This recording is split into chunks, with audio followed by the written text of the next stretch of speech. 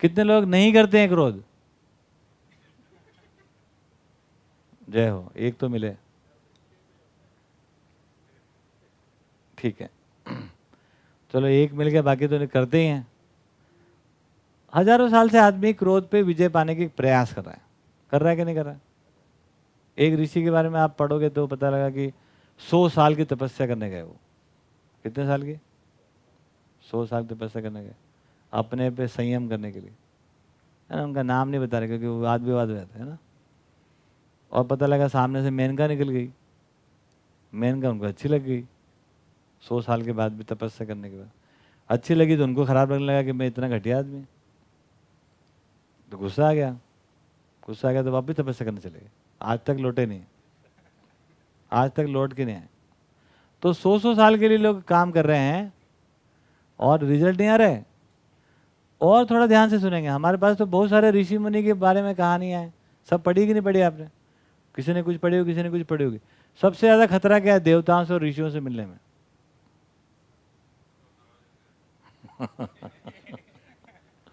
वो कब नाराज हैं हमको पता नहीं। और ये भैया बोले ये नाराज ही नहीं होते कभी, देवता के आगे निकल गए। प्रचलित जितने देवता हैं भैया उनसे दूर रहियो, है ना। उनकी नाक के बिल्कुल किनारे में गुस्सा रहता है। सारे ऋषि मुनि आप देखोगे तो श्राप ही दे रहे हैं। क्या दे रहे हैं?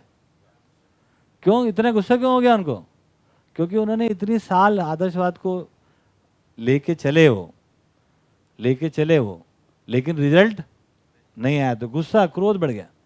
परशुराम देखो तो फालिया लेके दौड़ ही रहे वो, है ना। सारा ब्राह्मण क्या ठाकुर खत्म कर दूंगा, छत्री विहीन कर धरती पे, है ना। और वो अभी पता लगा कि सारे देवता लड़ ही रहे हैं। हमारे सारे देवता लड़ते कि लड़ते हैं?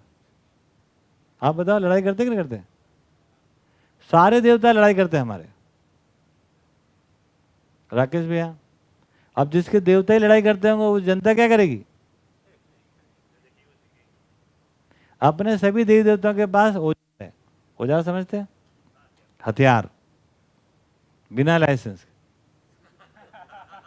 आज के जमाने में अगर आ जाए तो पुलिस अंदर कर देंगे। तो क्या मतलब निकला इसका? इसका मतलब देवता का मजाक उड़ाने वाले नहीं है। अपने को ये समझ में आया कि देवता को हम समझे ही नहीं है, पता नहीं किसको हम देवता मान के बैठे हुए हैं। देवता होते होंगे अच्छे, हम तो मिले ही देवता से।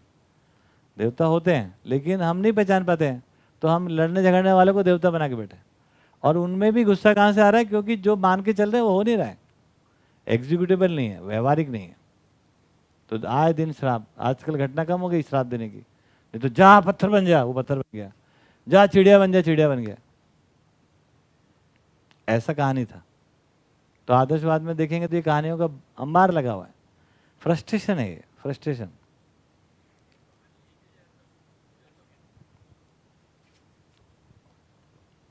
ऐसा कहानियों में ही है कि ऐसा कुछ हो तो पुराने जमाना मतलब आदर्शवाद। बोले आपने सुना है राम का नाम? मैंने कहा सुना तो हमने भी है। राम के जमाने में राम राज्य था। मैंने कहा बढ़िया रहा होगा। आप बताओ राम राज्य के लक्षण बताओ, एक लक्षण तो बताओ कि राम राज्य में क्या अच्छा होता था। कोई बताए तो अच्छी बात, चर्चा का मुद्दा है ये तो। बाप बेटे लड़ ही रहे हैं, चार चार पत्नियां हैं, उनके लड़ा झगड़ा हो रहा है। आज एक पत्नी की बात हो रही है ना, चार पत्नी का आपस में पट नहीं रही। कोई किसी को श्राप दे रहा है, कोई किसी को वनवास दे रहा है, कोई क्या हो रहा है, कोई किसी की बीबी लेके भाग जा रहा है, कोई किसी की नाक काट रहा है, कोई क्या पता नहीं क्या क्या हो रहा है। तो दिखता है कि मानव जाति समाधान तक पहुंची नहीं। जीना क्यों, जीना कैसे तक पहुंची नहीं। बातें बहुत अच्छी अच्छी हम करें लेकिन व्यवहारिक नहीं हो पा रहे हैं। क्या मतलब इसका? इसको अच्छे से समझेंगे अभी। अभी जब कभी भी हम ये 4 विषय 5 संवेदना में जीते हैं तो क्या हमको जीने की तृप्ति होती है? नहीं, क्योंकि you are working for others. मतलब ये शरीर के लिए हम काम कर रहे हैं, तो शरीर की पूर्ति करना भी आवश्यक है, लेकिन उससे हमारी तृप्ति नहीं होती है। हम मोबाइल में रिचार्ज करा के तृप्त हो गए क्या? वाह जी आज तो मजा आ गया, मोबाइल में रिचार्ज हो गया, तृप्ति हो गई? वो मैंडेटरी है, वो आवश्यक है, वो आपको करना पड़ेगा। आपका अगर आपको बात करनी है तो फ़ोन में, है ना, बैलेंस रहना चाहिए। इसका मतलब ये नहीं कि आप बैलेंस में आ गए। फ़ोन में बैलेंस है लेकिन हमारे मन में बैलेंस आ गया, ऐसा नहीं है। ऐसा है कि नहीं?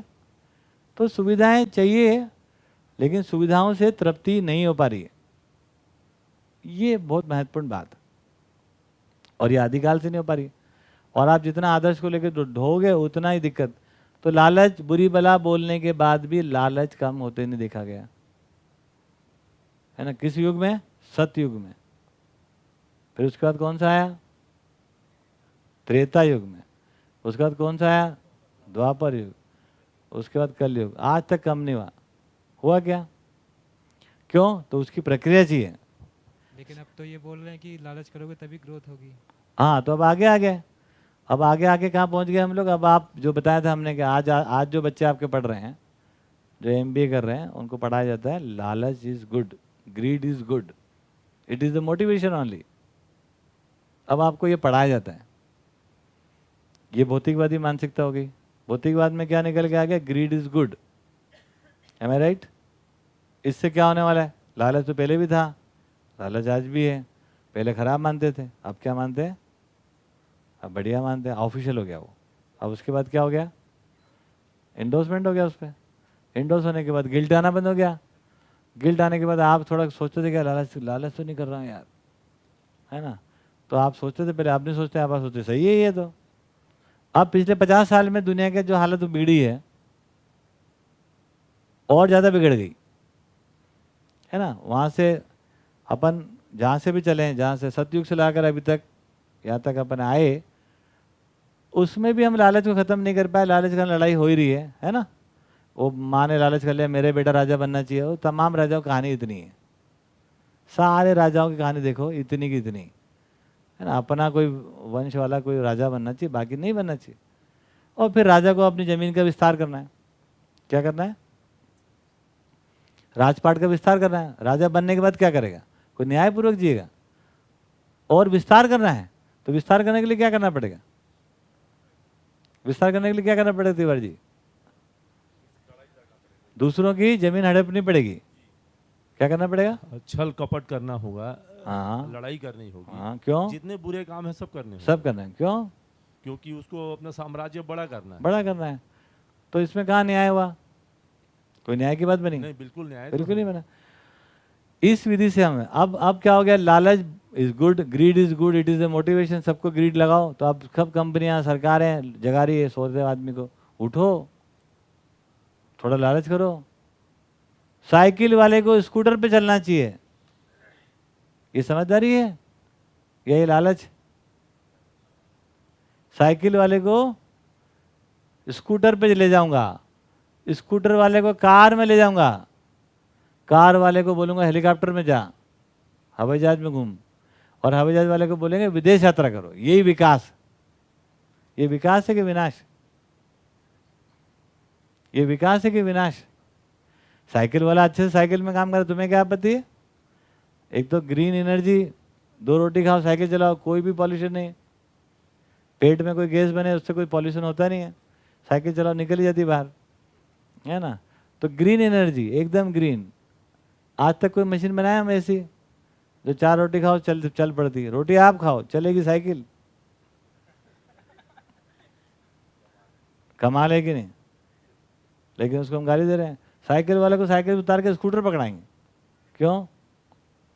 तो ये क्या चीज़ है? ये लालच की प्रवृत्ति। तो पिछले 50 साल में आप देखोगे, तो जब ग्रीड इज गुड, MBA जब कोर्सेस आ गए, उसके बाद हर आदमी को लालच कैसे बढ़ाया जाए। घर में फ़ोन आते हैं आपके, फलानी बैंक से बोले जी ले लो जी, कार लोन ले लो, है ना। अब कल्चर में आ गया हो, उसको हमने ट्रेंड में ले आए।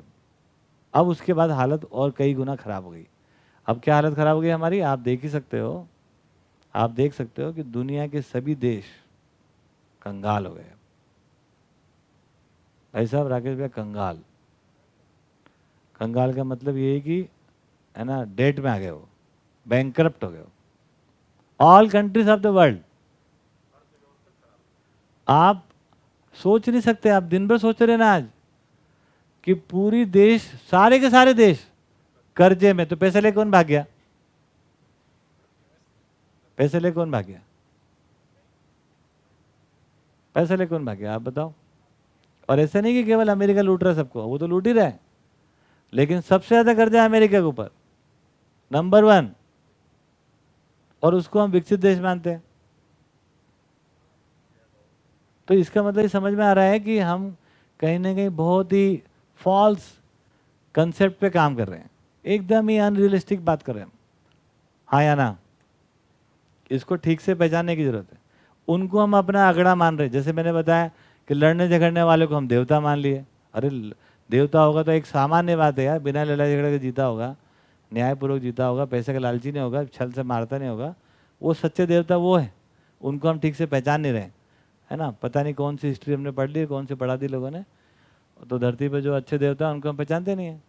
तो एक तो वहाँ फंस गए, दूसरा फंस गए हम कहाँ पर जाकर, सारा का सारा हमारा इकोनॉमिक मॉडल क्या काम कर रहा है, कंगाली की तरफ जा रहा है। कंगाली के 2 प्रमाण आपको बताते हैं। कंगाली के 2 प्रमाण क्या?